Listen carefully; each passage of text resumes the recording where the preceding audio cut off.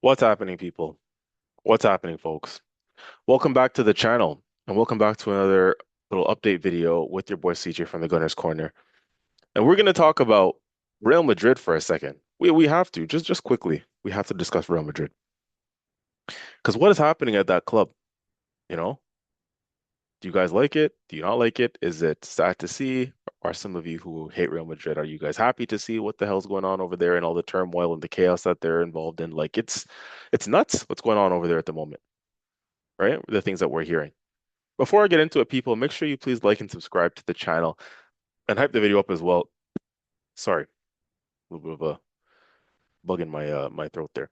But yeah, if you guys can like and subscribe and hype the video, that would really help us. As I always say, we're growing, we're expanding, we're looking to continue to grow and continue to expand on the channel, and putting out content daily, regularly for you guys, right? Exciting stuff, thrilling stuff, and yeah, man, we're rolling on here. So make sure you like and subscribe and hype the video, as I always mention. Now, yeah, Real Madrid. What the hell's going on? So listen, this week we've heard a bunch of rumblings going on of what the things that are happening in the camp and behind the scenes. And we know, right? We now know that they're about to go 2 seasons in a row, trophyless. And for a club of Real Madrid's size, that's unheard of, right? That's not normal. That's insane, right? They just acquired Mbappe. At the time, people were calling that one of the biggest moves in modern times, right? Mbappe was seen as the best player in the world, or certainly one of them, during his PSG days. And some would argue he still is right up there now as the best in the world. But yeah, he was acquired from PSG. So the best player in the world essentially makes the move to the best club in the world. Therefore, you think they're destined to go on for greatness and to build a dynasty, right? That's what I thought at least. Um, but that clearly hasn't worked out so far, right? Again, 0-2, 2 seasons in a row, no trophies for Real Madrid. That's crazy. And it kind of just goes to show that, we've seen this before in super teams in all sports. Just because you have the best player or players in the world on one team doesn't necessarily mean that team is going to have a success because the common word there is team, right? These are team sports, football, right? It's not an individual sport. And it's all about how you get the best out of those players in a certain system, right? And in this system, right, we see, Carlo Ancelotti, who was there last season, one of the best managers of all time, one of the best managers around. Carlo Ancelotti wasn't able to get the best out of Mbappe and Vinny playing together, and even Rodrigo and Jude Bellingham, right? Some big names there. He wasn't able to get the best out of that collective unit. And this year, the same with Xabi Alonso and now Arbeloa, not able to get the best out of this team and this collective. Now, the thing is, they won the Champions League the season before, right? So 2024 Champions League winners were Real Madrid. I think they beat Dortmund in that final, if I'm not mistaken. Um, 2024 Champions League winners, right? Off the back of winning, I think Champions Leagues a couple of seasons earlier than that, and then obviously they did three in a row under Zidane, in 2016, 17, 18. Like, they've won 4 or 5 Champions League nows in the last 10 years, which is crazy. Um, so this is a team, with winning pedigree, especially in Champions League. That's their bread and butter. That's the one that means the most to them. And so, yeah, like I said, off the back of they won the Champions League in 2024 and then signed Mbappe, I think, right after that, essentially. And so you think, yeah, they're destined to continue winning when they've added the best player in the world to the best team in the world. They're destined to keep on winning. But it seems like Mbappe has come in and ruined that structure of the collective, right? And individually, Mbappe's putting up numbers. He's producing. I think he's got something like 41 goals this season, and he scored goals last season. So I think over 80 goals over the two campaigns combined over the last 2 seasons. So individually, he's doing his thing. He's doing his job, Mbappe. But is it to the detriment of the collective? That's the question that you have to ask yourselves, right? Because, like I said, Mbappe is playing sort of central, and my opinion, he's best off the left, right? And I think a lot of people would say that he's best off the left. And who plays in the left wing at the moment for Madrid is Vinny Jr. So that's the problem that they have, right? They already have an established left winger, Vinny, who was in Ballon d'Or contention a couple years ago. So Vinny's playing off that left, but you have Mbappe coming in, who, like I said, is probably best off of the left.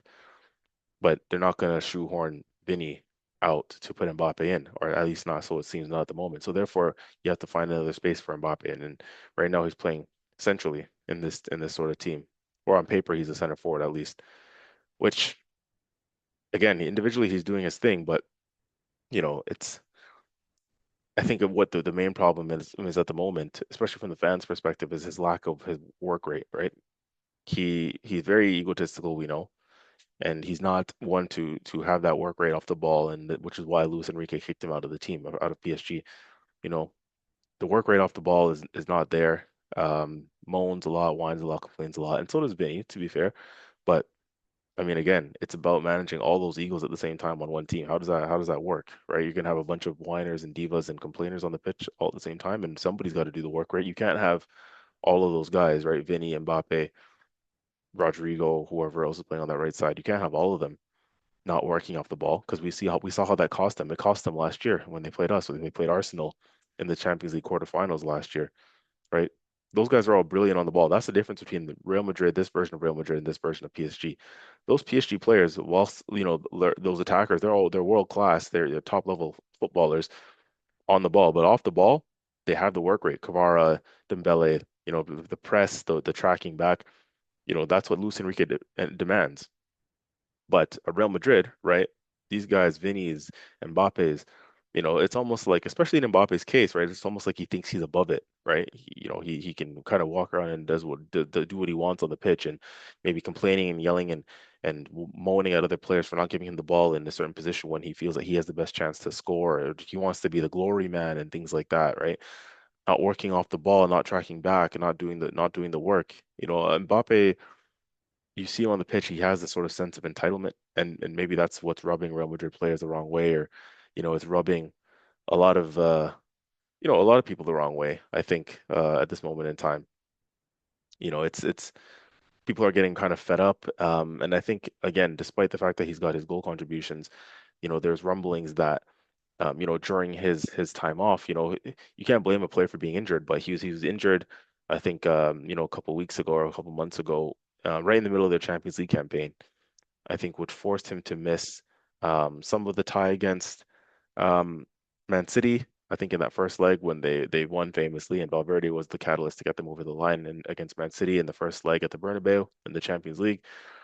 Um, we saw that, obviously Mbappe wasn't there. He was dealing with an injury. I think it was a knee injury, but he had a pretty significant injury at the time, and then he was sent away to get treatment and to get work done. But, there's rumblings that, he was taking that time also and spending time with, I think he took his girlfriend with him to wherever they had gone away to during that time he was injured, and he was, pictured or seen, or because he's such a big name, obviously whatever he does is going to be in the media, right? But he was out and he was like, essentially having fun, right? Going out with his girlfriend, going to dinners and restaurants or whatever, doing whatever he was doing, and just it looked like he was not really focused, or just maybe taking time away from the football, which is what all players are entitled to do, mind you, in their downtime or even if they're injured.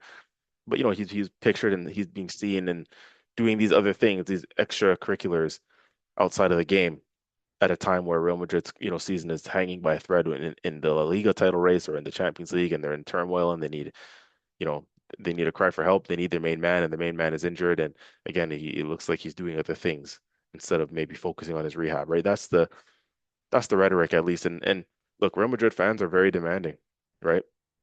You know, 2 years without a trophy, and they're calling for everyone's head. Managers will get sacked if they have to, players will get binned if they have to and called out. The no love lost with Real Madrid fans. And can you imagine, right, at Arsenal, geez, we go 7 years without a trophy and we still have the same manager and you know belief in the manager and the group and the players. Real Madrid, they're impatient. They're fed up after 2 years, right, of a player who again is producing individually, but when the team isn't producing on the pitch in terms of trophies, in terms of tangible success that way, there's certain scapegoats, and it's always the best players who are scapegoated. That always just seems to be how it goes, and Mbappe's being scapegoated at the moment. So, I think that's a big part of it. Yes, he has his flaws and whatever, but yes, he maybe has a bad attitude or ego at times. But I mean, a player like that, he's one of the best players in the world. You telling me you wouldn't take him at Arsenal just because he has a bad attitude? I certainly would. I had these debates and conversations with people. I would still take Mbappe at Arsenal Football Club because of the quality player that he is. I don't think we'd have the right manager to, first of all, get the best out of him and get him in the system to make him thrive or even to manage him. Because I believe Arteta is not the best manager. That's something he still needs to work on. I'm not sure if he has the characteristics and the capabilities to manage that ego of Mbappe.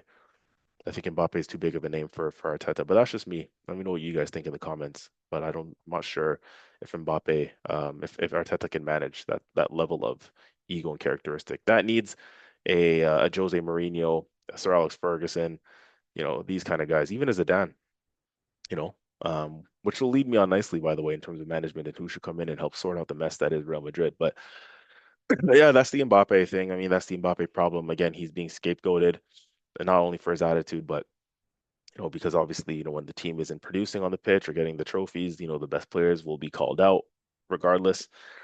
Um, you know, and then it's also again, like I said, I think it's a system thing. I mean, since he's come there, they haven't won the trophies.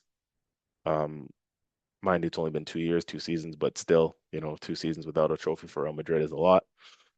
And yeah, so since he's come in, they haven't won, which mind you, before he was here, they won in a system. They won the Champions League, mind you, in a system where, they're sort of playing Rodrigo and Vinny up top as a two, and Jude Bellingham just in behind. But Mbappe coming in means that the system had to be changed. Rodrigo got a lot less minutes last season, as we saw. Um, Mbappe, Jude Bellingham doesn't have the same sort of spaces to run into centrally because Mbappe may be occupying those central spaces. And so, yeah, they changed that system. And since he's come in, they've gotten nowhere near the Champions League, first of all, and way off it right now in the La Liga title race. Um, it's yeah, that it's a big problem. It's a big problem that the Real Madrid, club is having with Mbappe at the moment. And again, I think if Vinny was not there, you slot Mbappe in on that left wing because in my opinion, that's still his best position. He scored where he plays for France and played for France. He scored a hat trick in a World Cup final playing off of that left wing. So Mbappe, him as a player, Mbappe, again, most teams, if they could afford him in this world, would take him as a player, and you got to manage his personality and his ego. That's another thing. I'd be more than happy with that problem. But he is 10 times the player that anybody at Arsenal Football Club is, especially in our left wing area, especially in our forward positions. He's a match winner. He's a game changer. He's a trophy winner. It's as simple as that. World Cup winner. He hasn't yet won the Champions League, but I'm sure he will throughout his career. That may come back to haunt me, but I'm sure Mbappe will win the Champions League somewhere at some time. But yeah, if Vinny wasn't in this Real Madrid team already, um, Mbappe slots in on that left wing, and I think that's one less of a problem that you have. But right now, it's about managing, a player who's just as good of a left winger in his own right, and than Vinny, and managing that with an Mbappe, and how you get the best out of the both of them, who may want to occupy the same spaces, who may run into each other on the pitch, get in each other's way on and off the pitch, maybe. Maybe have personal competitions amongst, internal competitions amongst one another about who's the better player, who's the better school, who's the better goal scorer, who takes penalties, etc. So that's the Mbappe issue, I think, at the moment. Um, but yeah, I mean, other things that the rumblings that you hear going on at the camp in the moment. Let me just read out a couple of them. So according to reports, right, and some of these are from Fabrizio Romano, who's a very reputable journalist in the game, as you guys know. So there are 6 players that refuse to speak to Alvaro Arbeloa, who's currently the interim manager there. The Mbappe out petition, I didn't mention this, has over 10 million signatures in the last 24 hours, apparently. Wow. Um, Rudiger slapped a member of staff. Jeez, that's crazy.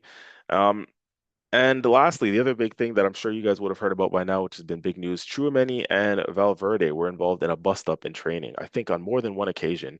And today's incident has been the one that has sent apparently Valverde to hospital. Um, Now, we don't know the details of this, so it's a very sensitive topic. I can't really touch too much on it without knowing details, right? Did Valverde actually put hands on, did Tchouaméni put hands on Valverde that has sent Valverde to hospital, right? Is Valverde's physical condition that he's in, or the injury, or the bruising, or the whatever it is that he has, that had to send Valverde to hospital? Is that as a result of Tchouaméni's assault onto him? There's other rumblings that it was verbal disagreements, verbal back and forth, and Valverde, fell or damaged himself on his own accord accidentally. There's a bunch out there that we still don't know yet because this incident is still very fresh at the time of recording, at least. So, um, but yeah, nonetheless, there is an incident. That much is true. That is a fact that there was a bust up between the two of them, and I wouldn't be surprised if there's more bust ups amongst other players, probably throughout the course of the campaign and leading up to now. And these are all frustrations boiling over based on the fact that, again, Real Madrid is a club of winning culture. They're a club of trophies and history and prestige, and you know, just winning and being successful. So when that's not happening, and now 2 seasons in a row, players, staff, fans, everybody involved around the football club is on edge, and heads have to roll, and that's how it goes at Real Madrid. And players, right? And this has since come out, I think, as an official statement. Valverde, I don't have the statement here in front of me, but I did read it, and I can paraphrase and say that Valverde has basically come out and said his passion, you know, and his frustration because of how passionate he is about the football club and his will to win for the football club has gotten the better of him, and now he's having these bust ups with the like of Tchouaméni, the likes of maybe other players. These bust ups are now happening publicly because everybody at the club, or at least a lot of the main characters at the club, are frustrated with what's going on, and you know whether it's in training, right? Every little thing now is sending everybody over the edge. Every missed pass in training, maybe, or every sort of thing that goes wrong behind the scenes. It all stems back to the fact that it's not a good time at Real Madrid at the moment because they're not being successful on the pitch in games, in tournaments, um, losing games, losing out on Champions Leagues, getting nowhere near the Champions League, right? They got eliminated to us in the quarterfinals last year, got eliminated in the quarterfinals again this time around to Bayern Munich. And yeah, it's not a good time, right? They're about to endure another trophyless campaign, and that's very hard for them to take, hard for them to deal with, because they do feel, Real Madrid, that they are entitled to trophies, right? And being probably the biggest, most prestigious club in the world in terms of decorated trophy success, yeah, maybe they have a case to feel a little bit entitled, but whilst there's no right to win trophies, again, Real Madrid, t try telling that to them, right? They'll think that they have the right to win every trophy every year. And when they get knocked out of competitions like the Champions League, there will be outcries, whether it's petitions or blaming referees or calling out UEFA, et cetera, et cetera, et cetera. And yeah, I mean, now again, it's now internal beefs with one another because now they're looking to, pick holes at one another, blame one another, fights breaking out, teammates, getting into spats. It's a mess. It's an absolute mess. And with regards to Tchouaméni and Valverde, if that situation is as hectic and as bad as they say it is, that's not good news at all. Because again, normally you hear these things quietly, but this is a pretty big incident to come out, right? And I think we've already mentioned it maybe in a statement that normally these bust ups are kept within the changing room. There's one or two leaks or rumors, but the specifics of and the amount of noise that this has gotten means it made its way out of the change room, out of the dressing room, out of the training pitch into the public sphere in such a serious and specific manner, so much so that we know that Valverde has gone to hospital as a result of this bust up between him and Tchouaméni. That means that's something seriously wrong, and the club need to get a grip and pour cold water on the whole situation. Even if things are on fire internally, to the public eye, they need to pour a bit of cold water on the situation, because it's not a good look as a big established public institution. It's not a look. It's not a good look at all. That your house is on fire, if you know what I mean with that expression. You know, so that's not good. And I think they're going into an El Clasico this weekend, if I'm not mistaken. At the time of recording, let me just double check this. La Liga, La Liga. Is there an El Clasico this weekend, people? Let me know. El Clasico. Yes, there is. At the Camp Nou, 3 p.m. Eastern Standard Time on Sunday, May 10th, El Clasico. Wow, yeah, that's huge. That's massive. So not a good time for this to be coming out right ahead of the El Clasico. And it's away from home. It's not at the Bernabeu, which may suit them actually, because if it's at home at the Bernabeu, maybe the fans put them under more pressure. Going to the Camp Nou is not going to be easy. That's the nail in the coffin, obviously, in that title race, obviously too. Barcelona can rub salt into the wounds and all that. Yeah. It's not good, public fights or fights that are, were private and then becoming public within the players in the camp. True and Valverde, that's serious, I don't recall hearing something like that becoming such a big public thing and talking point in the media for a very long time. So much so that it's sending players within the camp to the hospital as a result of these spats and these bust ups in the training camp in the dressing room. That's quite serious stuff. Again, like I said, um, Rudiger apparently getting into it with a member of staff. Obviously, Mbappe, as I mentioned earlier, it's crazy work, man. It's actually crazy work, and again, a lot of people are happy about the situation and satisfied with the fact that Real Madrid is falling or so it seems.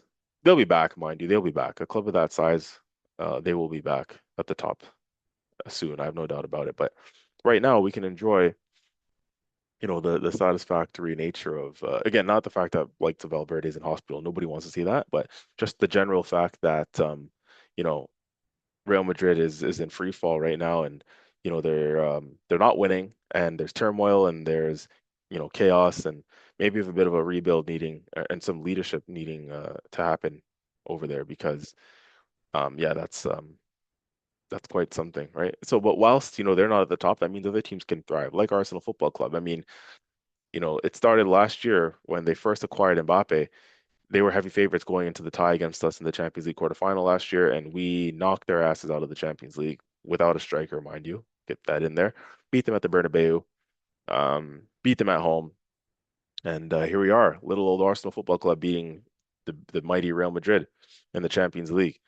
That's where it started, and again now, like I said, their free fall is continuing into this season and getting nowhere near the Champions League again, and we'll take advantage, right? Because these things happen in swings and roundabouts, as I always say. These clubs they'll come back. They'll be back at the top, but that's how football works. That's how sport works. Sometimes you're at the top, sometimes you're not. So you cherish it while you're there. And whilst we haven't won it yet or won anything yet, we're in a Champions League final. So, embrace it. Enjoy our time there because who knows, right? We're not always going to get there. There's no guarantees of that in football. Not even for the likes of Real Madrid, believe it or not. So yeah, right now they've got a lot of work to do to get back there, Real Madrid. Now maybe they'll throw money at it as they always do, and the president or whatever, Florentino Perez, he'll find the solutions, as he always does. But for now, we're gonna have to enjoy this while it lasts because it's not gonna last very long, I don't think.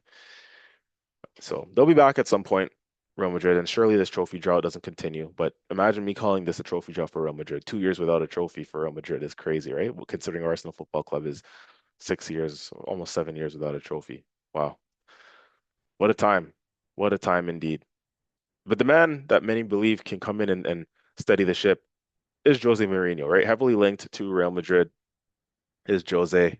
I enjoyed Real Madrid under Jose once upon a time when the likes of Di Maria were there, Ozil, Benzema, Ronaldo. What a front four that was under Jose. They didn't even win the Champions League, funny enough, that team, but he won La Ligas and they were a very good side. Obviously, Ramos was there and these guys.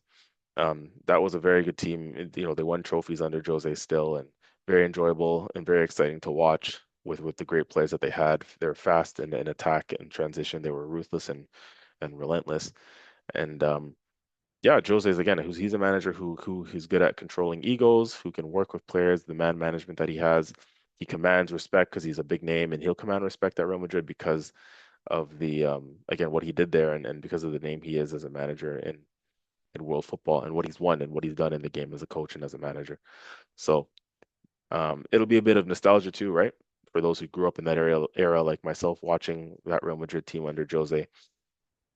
Be quite nice to watch, quite exciting to watch, and see what he can do there. People think that Jose is finished; he's too old now, but I don't know. Maybe he has one last dance in him at this Real Madrid team. So that's if he goes there, right? That's not guaranteed yet.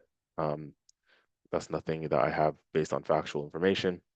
But let's see. Let's see what happens. Let's see if he goes back. Let's see if he can steady that ship. They are going to need somebody of that level, I'll tell you that, to steady the ship because these are below us and these interim managers. And with all due respect, even these Xavi Alonso's, who have won in Germany, but going to Real Madrid is completely different than Bayer Leverkusen, with all due respect. And he's a manager, Xabi Alonso, who's early in his managerial career. So, yeah, it's going to require a lot more of an experienced figurehead to go there and steady the ship. Um, I wonder if they even try and get Zidane back, but I think Zidane may be taking the France job after the World Cup. So let's see what happens at Real Madrid. But all I can tell you, Arsenal fans and fans around the world who support other clubs, enjoy this downfall of Real Madrid while it lasts, because it will not last long. Um, Real Madrid will be back at the top because they're just too good and too big of an institution and an establishment to not be back at the top soon. So yeah, this season, or in this moment, enjoy it. Um, enjoy the crybabies and the complainers and the whiners at the top, and maybe even at the club level, and at player level too. Those guys, whoever else is crying and complaining and throwing their toys out the pram, Rudigers, these guys. Um, enjoy it, you know. But on a serious note, what I will say for Valverde is get well soon. Hopefully he's all good, and you never want to see and hear players being sent to hospital because of anything, any incidents, accidents, things on purpose. You don't want that stuff for players in the game, because I think that rules Valverde out of the El Clasico, right? And you want to see the best players in these games. So get well soon, Valverde. But yeah, otherwise, like I said, let's see what happens with Real Madrid. Let's stand by and see what happens with them. Ladies and gentlemen, this has been CJ from the Gunners Corner. And as an Arsenal fan and from an Arsenal perspective, we're in a good moment. So we have to enjoy it. It just goes back to remembering to enjoy the moment, and don't let the celebration police tell us that we can't celebrate being in a Champions League final, because, like I said, things happen in swings and roundabouts. And it's been a while since we've been in the Champions League final, and 20 years, right? So we deserve it. We deserve this moment, and let us have our moment, because who knows when we will be back. Because in sport, in football, nothing is guaranteed. So with that said, like and subscribe, hype the video. As I always mention, we're coming out with content regularly for you guys. And, we want you guys to, return the favor if you can. It's free. It doesn't cost a thing to subscribe to the channel, hype and like the video. And we will see you guys on the next one. This has been CJ from the Gunner's Corner. Take care, people. We are out. Bye-bye.